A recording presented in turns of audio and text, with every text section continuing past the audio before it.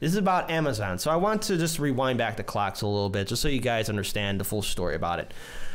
Some time ago, Amazon did a competition, quote unquote, a competition to basically pick out their second headquarters, and all the cities and their mayors were jumping over hoops and bending over backwards to see who can get Amazon to come to their city. They were giving them ridiculous tax breaks. Now, of course, at the end of the day, the city was already pre-selected. It was New York City. The competition was ridiculous.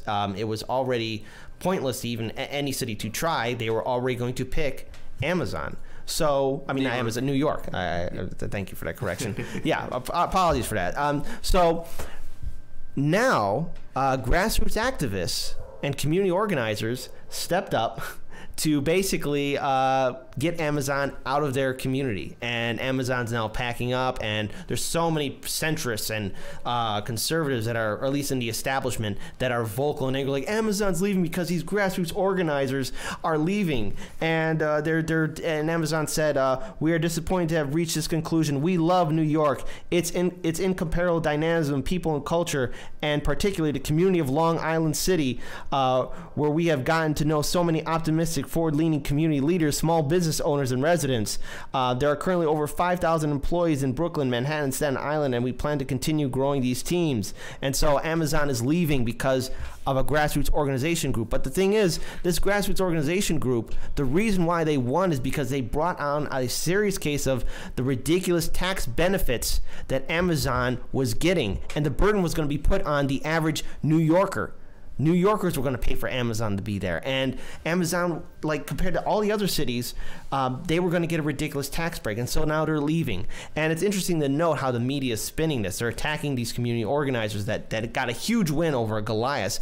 And then they decide to ridiculously attack United States Representative Alexandria Ocasio-Cortez. So let you guys understand how Alexandria Ocasio-Cortez responded to this. She did this on Twitter. Yeah, I'm laughing at this. Amazon was not coming to my congressional district, had no concentrated outreach to us that I'm aware of, and I defeated the richest man in the world. Doesn't add up. The story that's not being told, the local community that organized to reject the Amazon deal. That's what corporate media is choosing to ignore. They're ignoring the average citizen that got a win over the richest man in the world, who has a company that basically treats its workers like second-class citizens, who is in the CIA, and actually, or not in the CIA, but is on the board of many military-industrial complex boards, including the CIA. He's a person who has so much money that he basically pays $0 in taxes. I mean, he basically gets all the benefits and so it's basically socialism for him, but rugged individualism. So shout out to the average individual, rugged individuals and community organizers that actually stepped up to get Amazon out of New York City. And right now they made an announcement that they're not currently looking for another location, which for me is good, but I'm also still concerned because you still got some mayors, and we're going to talk about this in Chicago Corner, that are still trying to get Amazon to come to their city. So I know, Daniel, there's a little bit more details that's about the story that you want to talk about. So what do you want to say about the huge win that the community organizers got in New York City? I actually have a completely different take on it. It's the same, and I end up the same exact place that you do, Kit, but I think that this was really funny. This was really funny because we already saw Amazon basically just completely destroy the integrity, well, integrity maybe not the right word, of all these mayors around the country to get a better deal at this spot that they were already going to build. Just real quick, wasn't there one mayor that was going to actually give Jeff Bezos his own town to be mayor for life? Yeah, and exactly my point. He just, I don't know what words to use to describe how sad it must be to have, we'll give you anything, when he wasn't even considering you. He was just trying to get a better deal where he actually was considering. Now, what's really interesting about this that I took away is, so ostensibly New York was like, we'll give you $3 billion in tax credits. It's a good amount of money. It's quite a bit amount of money, in fact. And now Amazon has said that they actually don't need to build a second location anyway, which makes it seem like they just were doing it to get that $3 billion, which would have been more. And they're like, well, maybe we'll make some money on this other thing. Maybe we'll keep it open for a few years and then close it down, which is something we see with like Whole Foods that are in the South Side. It's a very similar process with TIF revenue. Now, what I think is interesting, why I take a different take at the grassroots is they gave up almost instantly. When have you ever heard a situation where grassroots organizers this quickly beat a multi-billion-dollar corporation? Something's interesting about this, because from what I understand, here's how it basically went down. Hey, Amazon, what are you going to do about the pollution? Are you going to let them unionize? Oh, Amazon, don't go away. That's basically what happened. These groups weren't even, it wasn't like Amazon couldn't overcome these issues if they were brought forward. It's not like that was the thing. It was like, they're like, hey, can we talk about maybe, you know... And they just walked out. They heroically walked out the room? They heroically walked away. Okay. Just like with Emmanuel. It's like, there wasn't really, I mean... Congrats! I don't want to take anything. I think the point Kit made about the grassroots organizers is as true, and I'm not fighting it at all. But at the same time, it's like Amazon capitulated almost over nothing. Right. They had a group that was like, "Hey, can we have you, not pollute the river?" Wouldn't that be? Amazon's like, "Oh, I'm not even going to talk. We're going to pull." Even De Blasio was like, they just came at you with like different terms that they wanted you to negotiate them with, and you picked up sticks and left. Yeah. So it's almost as if Amazon never actually needed the second company. The tax break is what they were after, but when things got a little bit, they're like, oh, well, that'll cut into our margins too much and it won't be worth it. They left. There's two things to also take away from this. Number one, I just can't believe I forgot to even mention this. Remember, one of the reasons why Amazon was doing this competition was to, of course, they were going to go to New York City, but one thing we covered this in one of our earlier episodes. Amazon also got all the data information of every single city in the United States of America. That's kind of frightening. They know everything about Chicago, Miami, and all the other cities that were vying to get Amazon to come to their headquarters, or to have the second headquarters come to their city. And on top of that, too, look at how the media is also portraying Alexandria Ocasio-Cortez and these grassroots organizers. They're making them seem like they're villains and bad people wanting to stop jobs.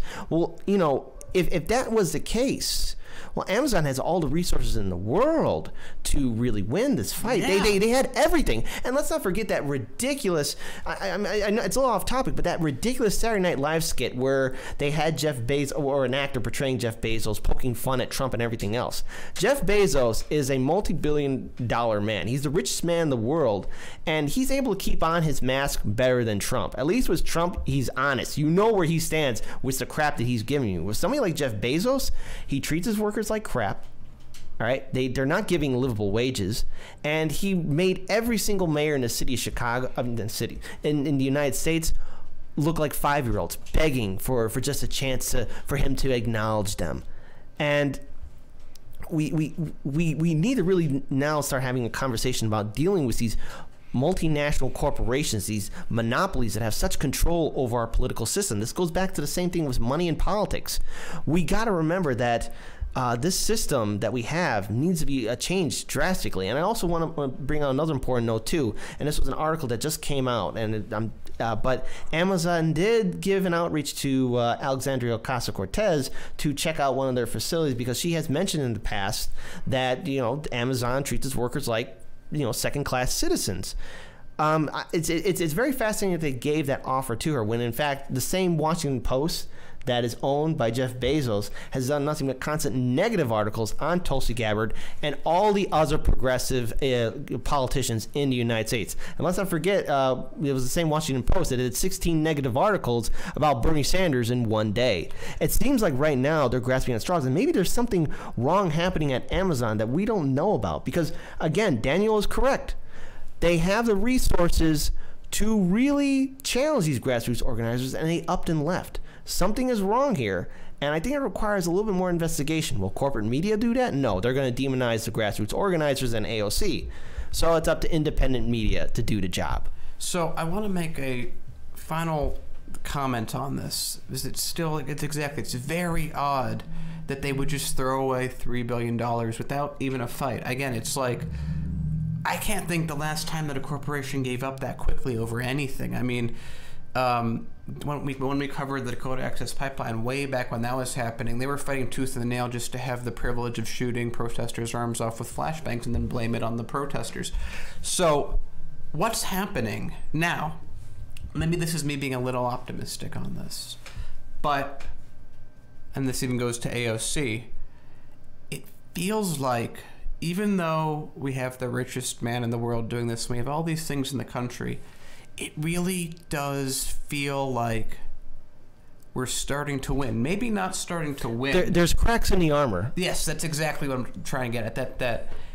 I don't know, maybe it's not this thing, but I just like, I feel like in the last year,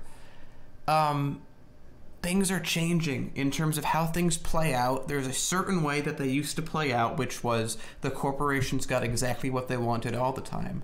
And now, like the last year, AOC is a good part of this, but really it's this grassroots presence that is existing. And I've said before, it always comes down to they're a single wall. The status quo is a single paper tiger wall that all you have to do is knock over, and we're seeing what appears to be cracks in it. Right. We're seeing corporations losing.